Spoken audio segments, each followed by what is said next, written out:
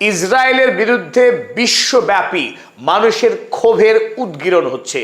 America যুক্তরাষ্ট্রের সাধারণ মানুষের মধ্যে এই মুহূর্তে আমেরিকার ইসরায়েল ফার্স্ট পলিসি, বিশেষ করে ইসরায়েলের আরব দেশগুলোতে গণহত্যার বিরুদ্ধে সাধারণ মানুষ প্রতিবাদী হচ্ছেন।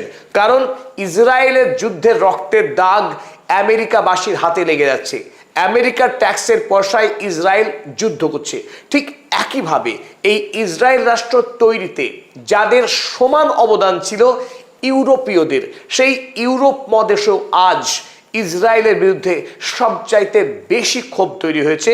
কারণ এই মুহূর্তে ইউরোপের মানুষ ইসরায়েলের বিরুদ্ধে প্রতিবাদে ধারাবাহিক মুখর। শুধু তারা প্রতিবাদ করেই ক্ষান্ত থাকছে না।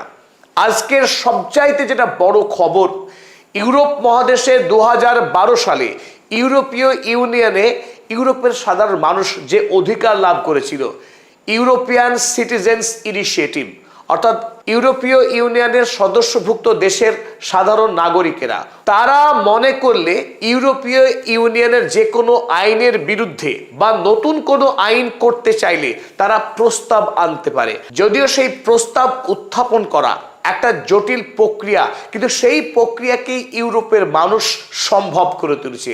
জাস্টিস ফর প্যালেস্টাইন, ফিলিস্তিনি জনতার জন্য ন্যায় বিচারের দাবিতে সোচ্চার গোটা ইউরোপ। তাদের প্রধান দাবি, ইউরোপের পয়সায়, ইউরোপের সাহায্যে ইসরায়েলকে আর গাজার একটি শিশুকে হত্যা করতে দেওয়া যাবে না, লেবাননে আর একটি বোম ফেলতে দেওয়া যাবে না ইসরায়েলের আইডিএফ সেনাদেরকে। সুতরাং এটাই সেই সময় ইউরোপীয় মানুষদেরকে ঐক্যবদ্ধ হয়ে ইসরায়েলের হাতে হাতকড়া পরাতে হবে। কারণ ইউরোপের পয়সাতেই ইসরায়েল দাঁড়িয়ে আছে।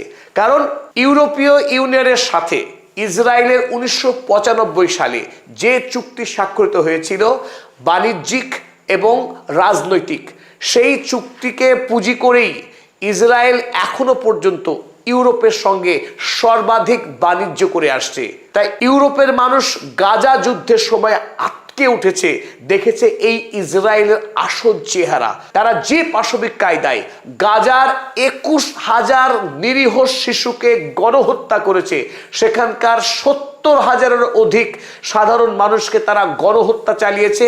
তাদের বাড়িঘর তো ভেঙেইছে, বেঁচে থাকার জন্য যেটুকু পানীয় জল, বিদ্যুৎ, খাবারের প্রয়োজন, সব কিছু থেকে বঞ্চিত করে রেখে এই 21 লক্ষ মানুষকে পিষে খুন করতে চেয়েছে এই বর্বর ইসরায়েলি জায়নবাদীরা। তাই ইউরোপের মানুষ এই সময়ে মহা আন্দোলনের ডাক দিয়েছে। গোটা ইউরোপ জুড়ে গণস্বাক্ষর চলছে এই ইসরায়েল রাষ্ট্রের বিরুদ্ধে, যাতে ইউরোপীয় ইউনিয়ন আইন করে ইসরায়েলের সঙ্গে সমস্ত রকম বাণিজ্যিক এবং রাজনৈতিক সম্পর্ককে ছেদ করে। ইউরোপীয় ইউনিয়নে প্রস্তাব পেশ করবার জন্য দরকার ছিল 10 লক্ষ স্বাক্ষর। সেই 10 লক্ষ স্বাক্ষরের মাইল ফলক পৌঁছে গেছে ইউরোপীয় মঞ্চ, ইউরোপীয় জনতা। সেই খবর প্রকাশিত হয়েছে আনাদোলো এজেন্সি। তারা লিখেছে, petition to suspend EU Israel association agreement reaches one million signatures. Israel এবং ইউরোপীয় ইউনিয়নের যে বাণিজ্যিক এবং রাজনৈতিক চুক্তি, সেই চুক্তিকে ছেদ করবার জন্য ইউরোপের সাধারণ মানুষ যে প্রস্তাব পেশ করতে চলেছে ইউরোপীয় ইউনিয়নে, তার জন্য প্রয়োজনীয় 10 লক্ষ গণস্বাক্ষর ইতিমধ্যেই তারা সম্পন্ন করে ফেলেছে।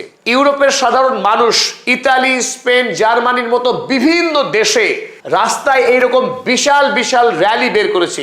যে র্যালিতে স্লোগান ছিল, জেনোসাইড, অকুপেশন, অ্যাপারথাইড, 3 reasons স্যাংশনার ইসরায়েল। ইসরায়েলকে স্যাংশন দিতে হবে। কেন দিতে হবে?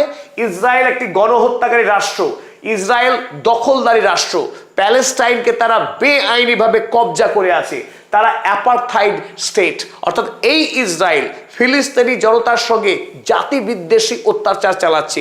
পৃথিবীতে একমাত্র অ্যাপারথাইড স্টেট এই মুহূর্তে ইসরায়েল। তাই ইউরোপ কোনোভাবেই এই ইসরায়েলের সঙ্গে সম্পর্ক রাখতে পারে না।